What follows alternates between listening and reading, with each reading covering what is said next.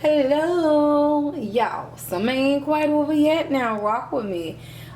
We got this recipe right here, and I got one more we're gonna end some of it before we get into our fall stuff. But listen, strawberry lemonade cake is on the menu. I don't want to hold y'all too long, so let's get into it. I mean, y'all know lemonade is the drink of the summer, and I'm biased. I've tried all different flavors. I made all different flavors, but strawberry lemonade is top tier. Why you think you keep my eye on y'all is we just incorporating flavor. So the people that's new to the channel, listen, you don't have to have a lot of fancy ingredients, right? We amping up the box cake mix because your box cake mix flavors already have your flavoring. So to the people, well, you might as well do it from scratch. Well, you can if you want to. We're not doing that. When you get to your bleach flour, your unbleached, your bread flour, your cake flour, your AP, your self-rising, that's a lot of science, and baking is a science, and some people don't know the difference, and some people just don't have time for that. So what I'm doing primarily is semi-homemade.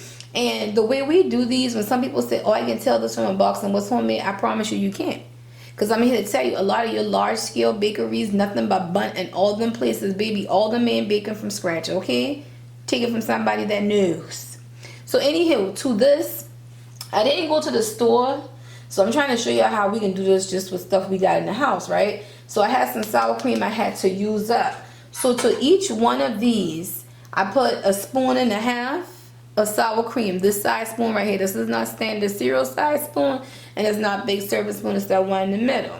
Now, to the strawberry mix, your strawberry gelatin is already in it because I didn't have time to get the pudding. The strawberry gelatin is fine. And to this lemon one, I have the box of lemon pudding already incorporated into the cake mix.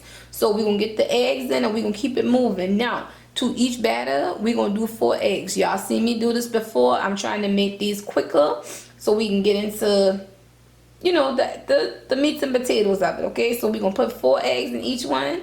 All my ingredients is room temperature, and I'll be right back. I'm working on, remember, each one of these has a cup of milk. So remember I tell you how you change the density of the cake is the liquid that you use. So we going lighter, more fluffier, but moist. That's a little bit of vanilla bean extract just to heighten it into the lemon. And then I have some lemon extract, as much or less as you want. So I put a little extra because, again, I didn't go to the store, so my fresh lemon and lemon zest I don't have, but watch the. So remember that one lemon cake that we baked, and I had the frozen lemonade concentrate? Well, I don't throw out nothing. I had some left, so guess what?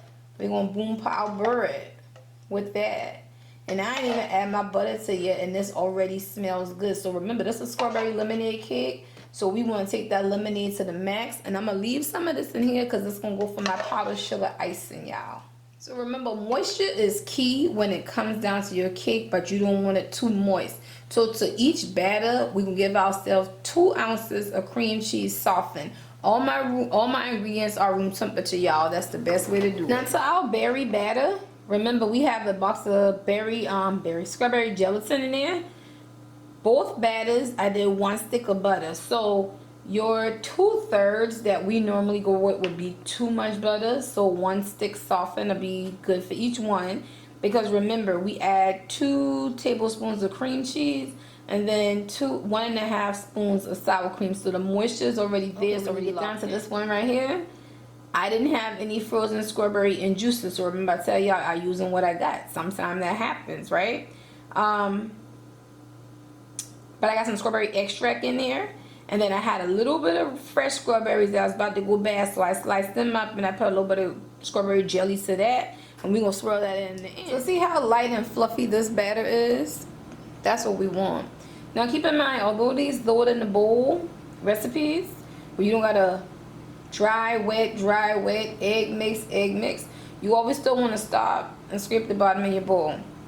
So now, to this right here, my fresh strawberries that I pureed down with some jelly. Remember, you don't want your strawberry pieces too big. Never ever with fruit you want it too big because it's going to sit against the cake and it's going to get mushy. And all I want to do is swirl this in and we're going to get this in the pan. And somebody asked me what temperature I bake on. Universal baking temp is 350, but remember, always check the description box. Oven times may vary. So I want to show y'all the swirling and process of this. because I got it pureed down.